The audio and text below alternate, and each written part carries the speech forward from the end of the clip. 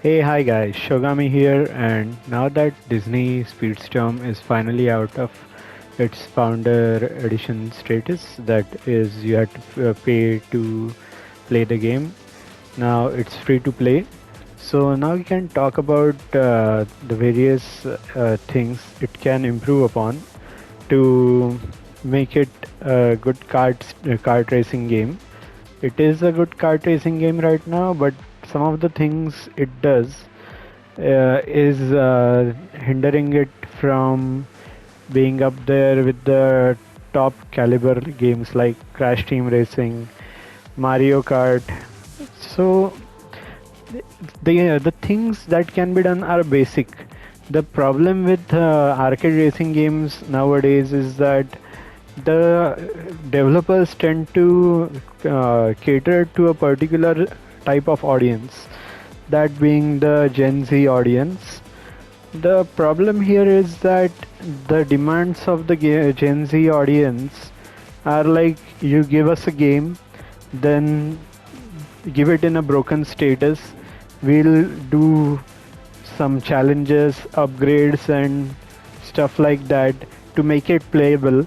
But problem is that that kind of a thing is end game status. So those of us who are pressed for time can't go to that length to make a game playable when at launch games like Crash Team Racing, Mario Kart are very much playable and at top condition at a AAA IP. So the problem is that why launch a broken game? It's one thing is because the this generation of audience Gen Z is willing to pay for anything like microtransactions. Like for in this game, you can see um, it has various kinds of microtransactions where you have to pay real currency to get this in-game currency, and you have to then purchase the characters and all that. But the problem is that the characters are not only in a basic state. Like for example, I'll go in this race and see the character is now level 5, but if I choose a different character, sorry, if I choose a different character, then they are of different levels.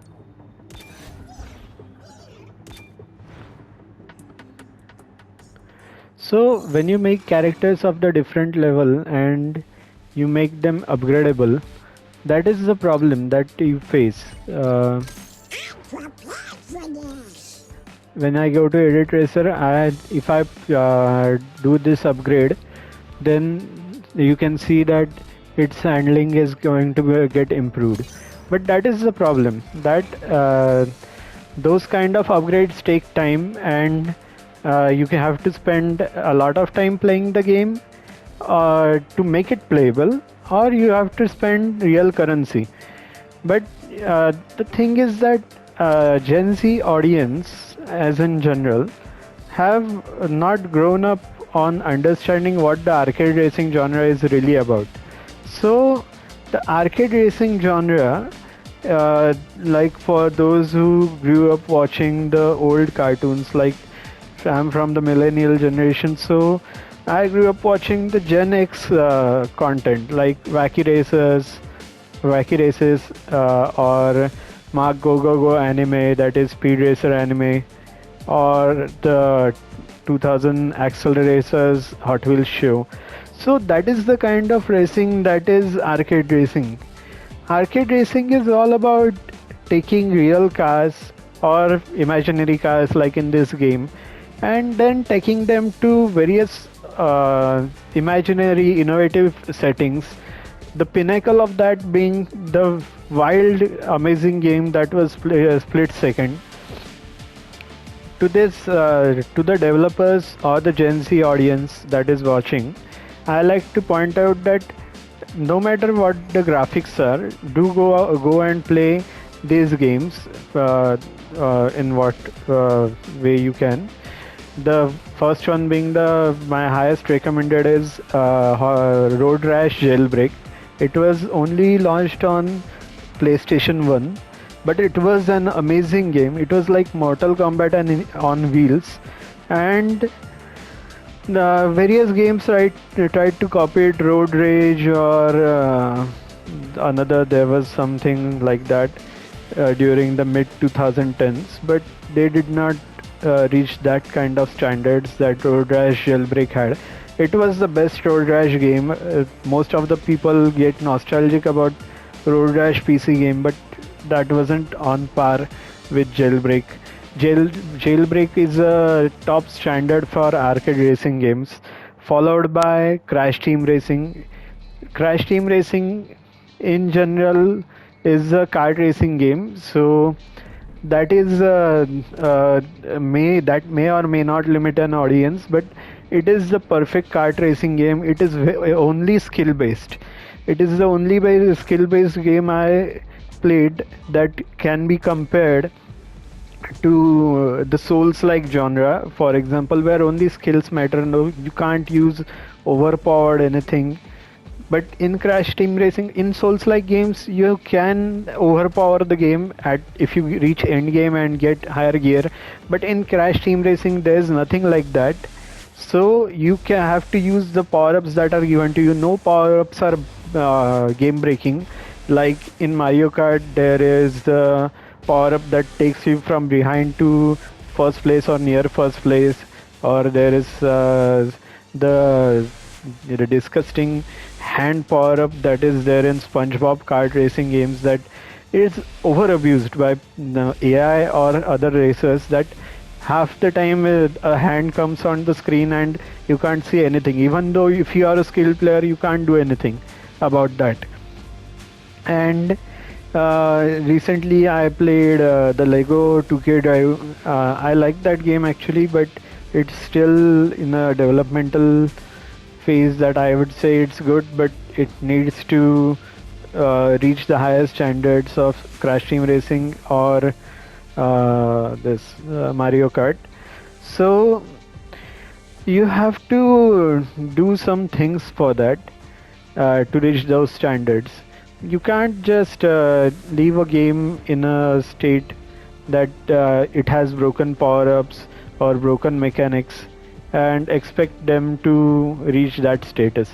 This game is developed by Gameloft. You can tell it's you can see that they have developed Asphalt and that series. So the handling is most of all good in this game, but the problem is that with the handling, it does some things that are unnecessarily wild and unnecessary for this game, like the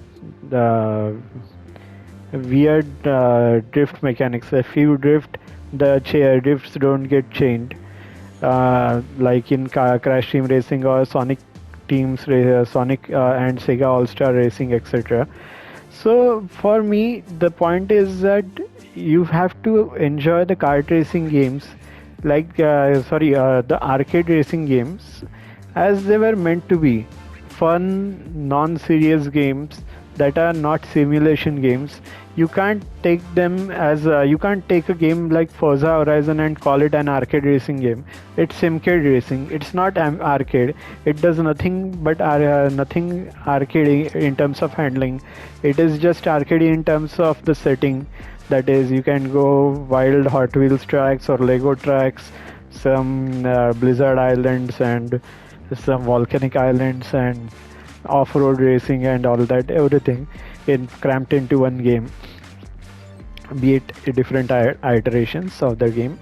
But the handling is simulation most of all, arcade slightly. So that is not the way. Please don't ruin arcade racing games for the audience that love it. Even Hot Wheels Unleashed now will have a Gen Z mode. I call that because it's a Gen Z mode. They have broken the game. The cars are not up to the full level by default. You have to do some mechanics upgradation mechanics you have to do. Now, who knows if it costs microtransactions or not?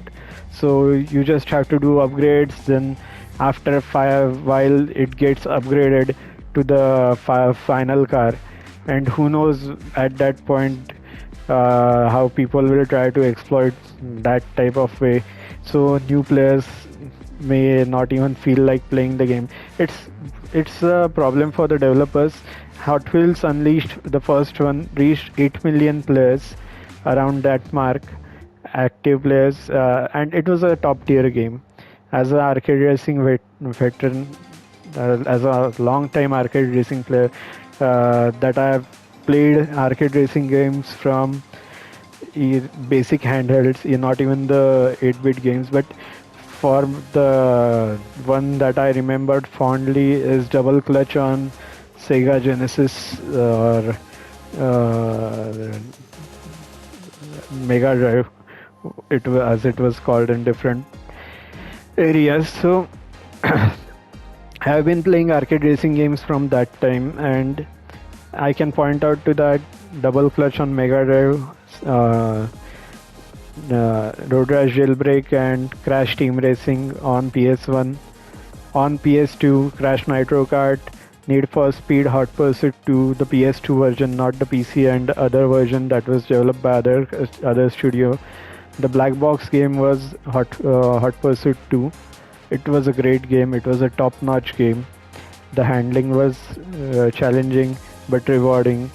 There was nothing that was to be exploited. All was skill-based.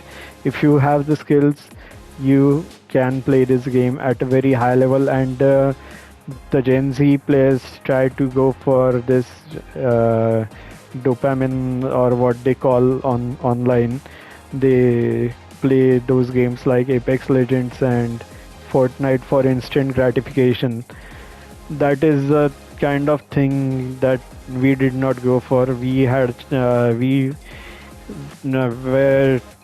we grew up as on the ideology that you have to struggle to get great things in life, and that was the case for these games. You play NFS, Hot Pursuit 2, PS2, Crash Team Racing, Road Rash Jailbreak, even the Crash Team Racing Nitro Fueled, which is a carbon copy of the first Crash Team Racing, and very much improved in lots of ways, graphically, performance wise, new tracks, new characters, variety.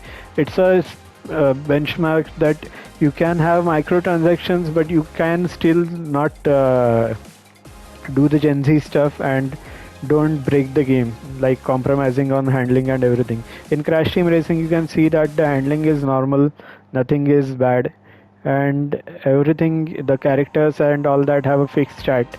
You can take any character and you can still perform properly if you can master the drift mechanics and boost mechanics of the game. And it's a very much of a challenge. You can't just play randomly and expect to win. So that is that. So here I would like to shout out to the various game developers of the arcade racing genre and tell you that, see, they are not just Gen Z people that are playing this game, any game, arcade racing wise. We are old, not old, we are in mid 20s, 30s. So we are playing these games as well. And games are generally now loved by a wide variety of audience, no age restrictions. So we want the mechanic that we can play competitive gaming on a skill based manner, and not on a manner that you have a broken cart, you have to, or a broken car, you have to grind or pay microtransactions and gain the parts you want to fix the car. Some of the YouTubers are liking that kind of stuff, but I'm not into that. And if you even see the recent games like the Motorfest and all that, they have implemented a handling model that is good for the cars, but planes and boats are not that great. And the handling model is like that, catering to the mechanics that in an arcade racing game, these people want the cars to slip and slide. You don't want that in an arcade racing game. We play arcade racing games to get these top branded cars and have them play as in a grip manner. So we humans at 100% are at our peak of our gameplay. So only skill is now how good you are compared to other racers. How it's not depending on your wallet strength, your financial capacity, your spending capacity, or your time capacity on how you can dedicate to the game. So to have many players playing your games, you just need to do one simple thing: make the games work like the best of the genre, that is in modern times Crash Team Racing Nitro Fueled, Mario Kart, but it has a game breaking power up in Mario Kart. But then there's Road Rash Jailbreak, Need for Speed Hot Pursuit 2, PS2 version, then Split Second. These were the kind of games that you had to do your skill based thinking, and you had to drive properly as well. So in Split Second, you had to keep an eye out for where your opponents were, where you can use the cinematic trigger to trigger a environmental set piece that used to collapse area, or trigger an stunt type event, explosion or whatever in the game. So my thing is that arcade racing is a form of expression that is for all, not just a particular paying audience of the current times. And the problem here lies is that most of the best arcade racing games are now even shifting to Gen Z mechanics. This game this game is a last straw for me, because this has taken the kart racing genre to heights of microtransaction that shouldn't have been taken. This is a kart racing game. It should have been fun. It's not a competitive shooting game, or it's not or games like Forza Horizon are not Evo level fighting games like Street Fighter and all that, to make them so challenging that you alienate half your audience, and then only have the Gen Z crowd paying you and playing your game.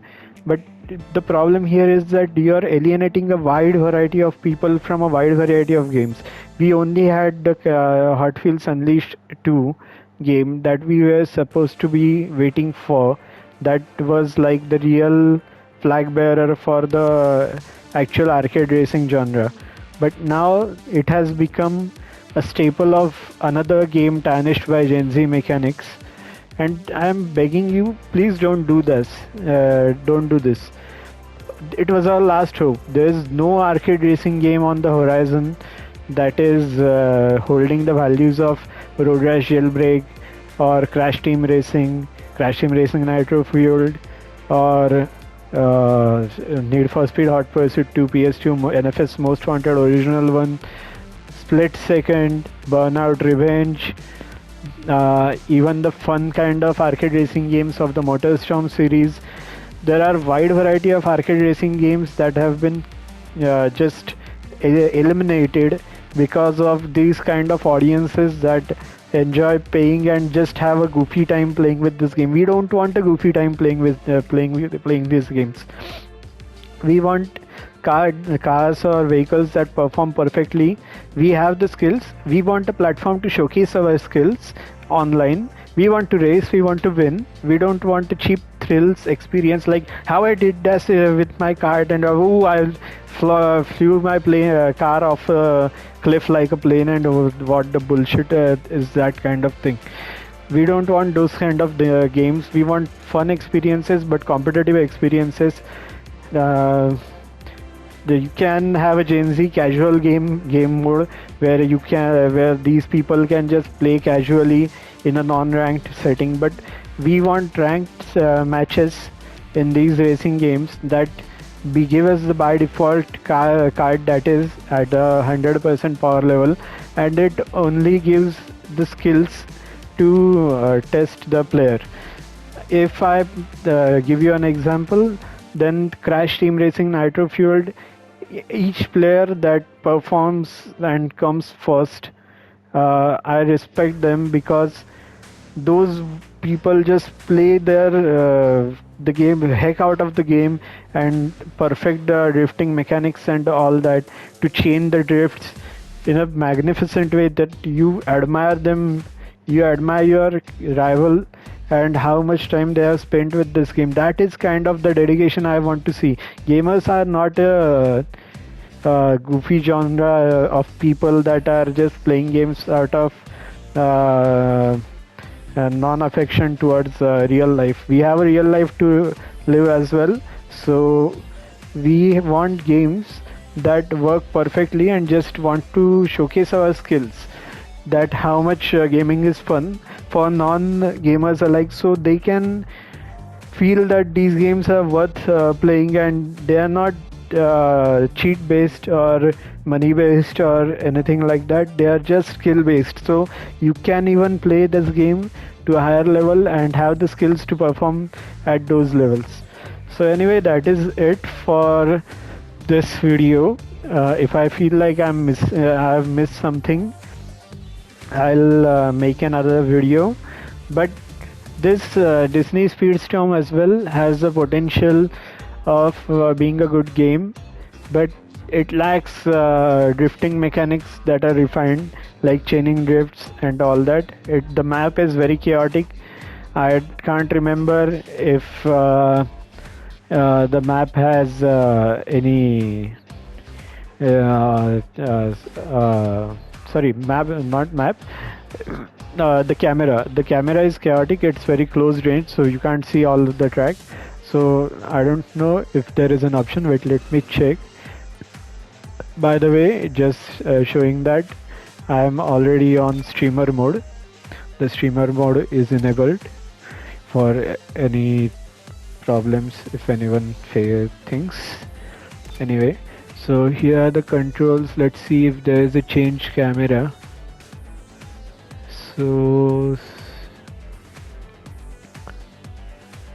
there doesn't seem to be a change camera option. Okay, so there isn't a change camera option. The camera that you see is very close ranged, and because it's so close range that you can't see the other paths besides you, and so in one track in particular, there is a jungle track, you are guaranteed to go off track if you are in a speed or people are hitting you with many power-ups. Most of these kart races that are not Crash Team Racing or Mario Kart have a problem that people or AI tend to spam the power-ups to no limit. And one good thing that this game Lego 2K Drive does good is that in higher levels the power-ups are limited, higher tier of races, and they are tough to reach as well, so you have to jump and take the power up, otherwise it's very skill based, like how you drift and all that. In this game, one thing I will say that is good is the startup boost. You can easily boost by keeping the bar in the green zone in this game. So this video was mainly focused about taking the arcade racing genre back to its roots, the proper roots, not simcade roots. Simcade is not arcade racing. Forza Horizon is not arcade racing. Forza Horizon needs to stop pretending that it's an arcade racer. Go do your own thing. Don't make the Gen Z audience trying to demand bring Forza Horizon like handling in NFS or in Crew Motorfest. That game is okay, but if it had fun grip type handling, then it was all an equal playing field for everyone. And the only thing that it was that you had to focus on how well you know arcade racing game, the shortcuts, the handling, the off-road handling. So if you have a vehicle that is street racing car, then in NFS Most Wanted, if you take it off road, then it slows down. But if you have a bigger car that is built for off-roading, so it tends to go smoother on that track, but a bit slower on the normal gravel-based track. So anyway, developers know that they can fix these games. They know what type of games are the best of this genre.